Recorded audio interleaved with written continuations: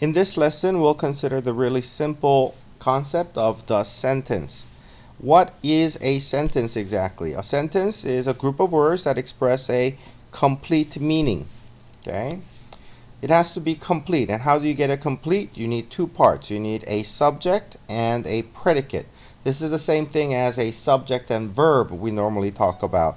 But at the early stages, we need to learn the word predicate. Subject is the person or the thing that you're talking about, and the predicate is the other half of the sentence where you talk about what about that person or the thing. So it's something you say about the person or the thing. So in order to have a sentence, a proper sentence, you need the subject and the predicate. Subject and the predicate. If you had the word Pagliacci, for example, by itself it is not a sentence. It is just a word, a noun. If you have laughs, that is just a verb and it's not a complete thought. But if you have Pagliacci laughs, then that becomes a sentence because it is about something, and that something does something. Alright, so we have two parts, subject and verb, and that is considered a complete sentence, complete thought with full meaning. You can make your sentences longer by adding information. You can enlarge the subject.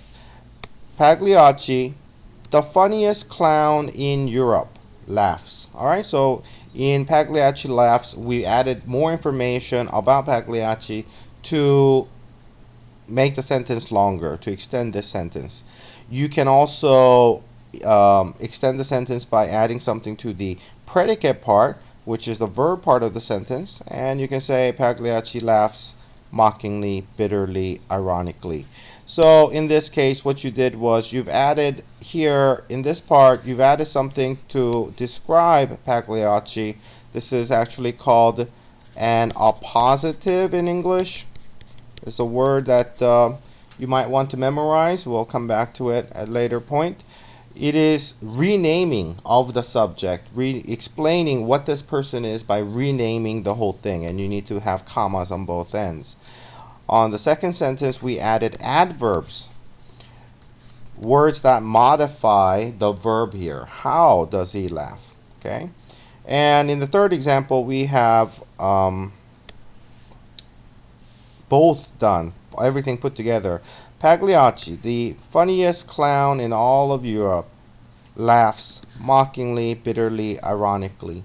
And so when you're writing essays or whatever you're writing, you need to add all that information. This is something that could be stated in 3 different sentences, but a better sentence includes or incorporates all the important elements of different separate sentences and puts it into one sentence.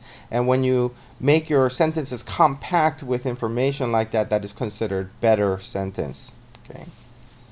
Let's look at an example here. This is an example of a sentence fragment. The word fragment refers to anything that looks like a sentence, but it's not really a sentence because it's not complete with the subject and the predicate. So you have here the beautiful girl of the fairy tale, a drudge by day and a princess by night.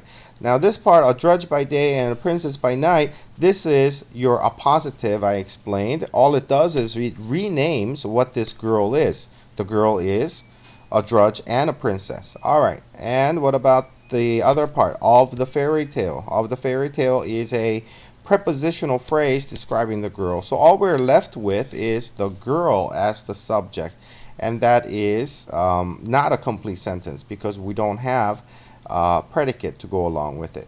What do we need? What we need is something like this. At the end, has vanished. Has vanished would make it a complete thought. Let's look at another sentence.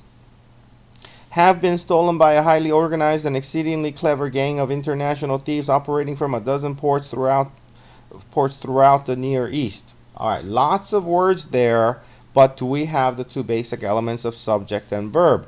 And of course the answer is no. All we have is a verb. It starts with a verb here, have been stolen, but we don't know what was stolen. So we need to include this part, the beginning, the jewels have been stolen by whoever, where, when, how. All of that information can go in the predicate, but you still need to have the subject stated. The book used for these lessons is English Made Simple. Please purchase the book so you can follow along with the exercises.